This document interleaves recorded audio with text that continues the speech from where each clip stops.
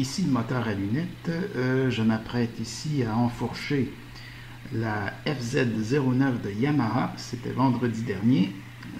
Je l'avais en location pour toute la journée. Ce fut une très agréable journée et l'idée de la relouer ne me déplairait pas, mais ce serait un petit peu pas trop raisonnable. Malgré que j'étais tout content d'avoir du contenu. Je pouvais faire des vues pour une fois. Mais j'ai mal setupé la caméra. C'est le micro interne de la caméra qui est fonctionnel. Alors tout ce qu'on entend, c'est un bruit de déchirement, le bruit du vent. Donc il est strictement pas utile. Alors, je livrais mes impressions sur le vif de la moto, donc c'était beaucoup plus vivant. On va le faire en voix off. Alors, c'est la FZ09, c'est une moto phénoménale. J'en ai pas essayé des tonnes, ça va peut-être changer. Mais ce qu'on remarque tout de suite lorsqu'on la redresse, c'est sa légèreté. 188 kg, c'est remarquable. Elle n'a que 115 chevaux pour une cylindrée de 842 cm3, 847 cm3. Elle offre un couple de 64,5 pieds, livres-pieds, à 8500 tours. Ce qu'elle a, c'est peut-être la moto la plus radicale, dont le comportement est le plus radical sur le marché, mais c'est à être vérifié. J'ai l'intention d'essayer la Z1000 chez le concessionnaire, donc je vais l'avoir 15 minutes. Évidemment, on hésite un petit peu à varger dedans. Si tu tombes, ça te coûte très cher. Et puis tu l'as seulement pendant 15 minutes. Tu l'essayes dans un milieu urbain, mais tu vas quand même pas délirer. Ce qui est là, je m'apprête à faire le plein. Alors ça m'a coûté pour de Laval à...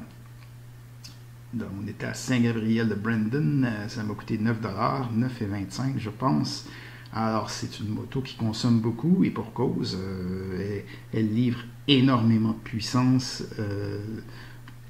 à bas régime, malgré qu'elle montre peu de chevaux par rapport par exemple à la Z1000. Ce qui est justement phénoménal, c'est à quel point elle pousse immédiatement et d'une façon extraordinaire. C'est de la téléportation. Je veux dire, c'est sa caractéristique principale, puisque en Europe, on l'appelle MT-09 et ça veut dire Master of Torque. Et c'est une moto donc qui offre parmi les performances, donc ici on va l'admirer, moi je la trouve très désirable, très de point de vue de son apparence. Elle est moins agressive, moins raffinée que la Z1000 de Kawasaki. Je me verrais mal en Z1000. Je veux dire, le style est trop agressif. Vous pouvez regarder ici un petit coup d'œil sur le bouchon du réservoir. Évidemment, ce n'est que le bouchon du réservoir. Mais bon, sur la Ninja 650 que j'avais, c'était de l'acier avec un traitement, c'était vraiment classe. Sur la V-Strom, c'est du métal anodisé, je pense. En tout cas, c'est noir. C'est moins luxueux, c'est moins raffiné. Puis là, c'est carrément de la peinture. C'est du métal, c'est peinturé gris. Je dirais que c'est vraiment pas super classe, mais la moto, elle est offerte à moins de 10 000 et tu as la moto la plus l'une des plus performantes, dans le peloton de tête des motos les plus vraiment extrêmes. Et ici, ben, je vous allez, sans le son, ça ne veut rien dire, mais c'est l'accélération. Alors, le pneu, oui, elle lève encore en 2, en 3, en passant la 2, en passant la 3. Évidemment, on atteint avec une rapidité extraordinaire sa vitesse, une vitesse qui est trop élevée d'ailleurs. Les suspensions ne paraissent... Bon, ici, ben, elle se balance facilement, quoique en courbe, elle se faisait un petit peu prier. Je la trouvais un peu ferme peut-être, malgré un poids dérisoire. J'aimerais bien la comparer avec la Z1000. Évidemment, je n'étais pas habitué avec, ou il y a quelque chose qui me chicotait vraiment dans les virages. Sur les petits virages des Laurentides. Alors, on est sur la 347. Par ailleurs, donc, je disais que les suspensions ne paraissaient pas très fermes, malgré certainement ses prétentions relatives sportives. Mais quand la route est mauvaise, disons que c'est vraiment pas classe. Je veux dire, ça vaut pas grand-chose. Maintenant, le freinage est aussi particulier. Le disque fait 298 mm contre 310, je pense, sur la Z1000. Bon, la moto est moins lourde et ses vitesses de pointe sont moins élevées, donc c'est sans doute normal, mais on peut déplorer le manque de progressivité, en tout cas sur le modèle que j'essayais. Peut-être qu'il y a des ajustements à faire. Maintenant, une autre question. Que faire avec une telle moto? Évidemment, on s'amuse, on profite des performances grisantes, mais on est parfois obligé de commettre des infractions. Enfin, c'est un peu un jeu de cache-cache avec la police. Ici, tantôt, on fait des dépassements illégaux, ou alors on décide de rester bien sagement derrière des voitures qui sont vraiment très prudentes. Ici, on roule à 70-80 km/h, alors que c'est 90. Et là, bon, il y a une KTM qui voit les choses autrement et fait, lui, des dépassements illégaux. Et dans ce moment précis, je me suis senti... je me suis senti idiot de ne pas avoir dépassé ces deux voitures. Et plus tard, même si la ligne était pointillée, j'ai fait un dépassement, mais j'ai dépassé deux véhicules à la fois. Donc c'était illégal.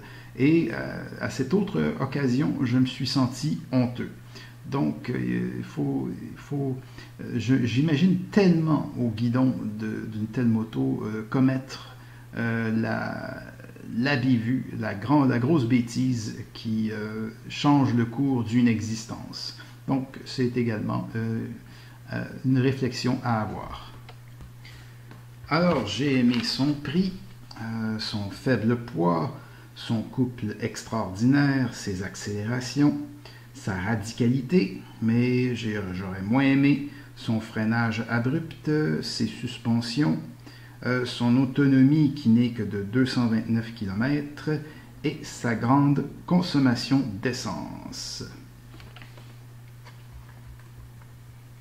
Un petit post-mortem.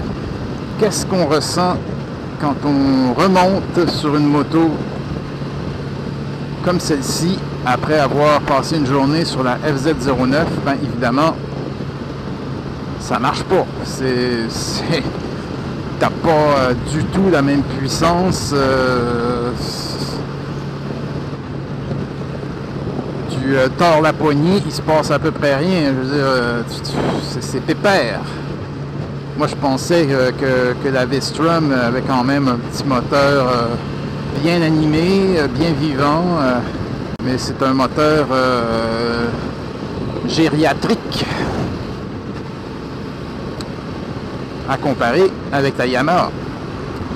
Mais il y a aussi autre chose qu'on ressent, c'est on fait « Ah, quel repos !» quel confort, quel soulagement. Parce qu'il faut dire que la Yamaha, bon, j'ai parlé de l'injection qui était d'une brutalité ridicule, mais c'est ça qu'on veut. Si tu achètes cette moto-là, c'est pour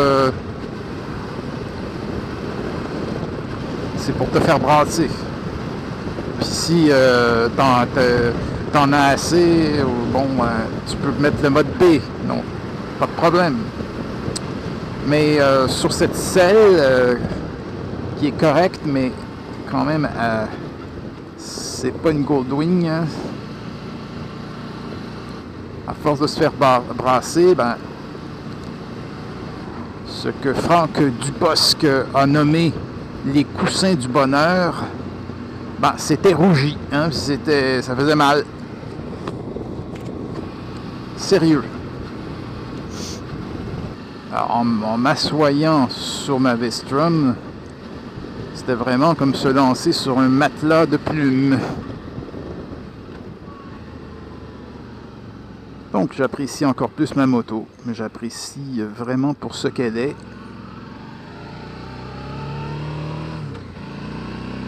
C'était le motard à lunettes. Si vous avez aimé, abonnez-vous et mettez un pouce vert. Et n'oubliez pas de conduire prudemment et bien protégé, de respecter toutes les lois, de pratiquer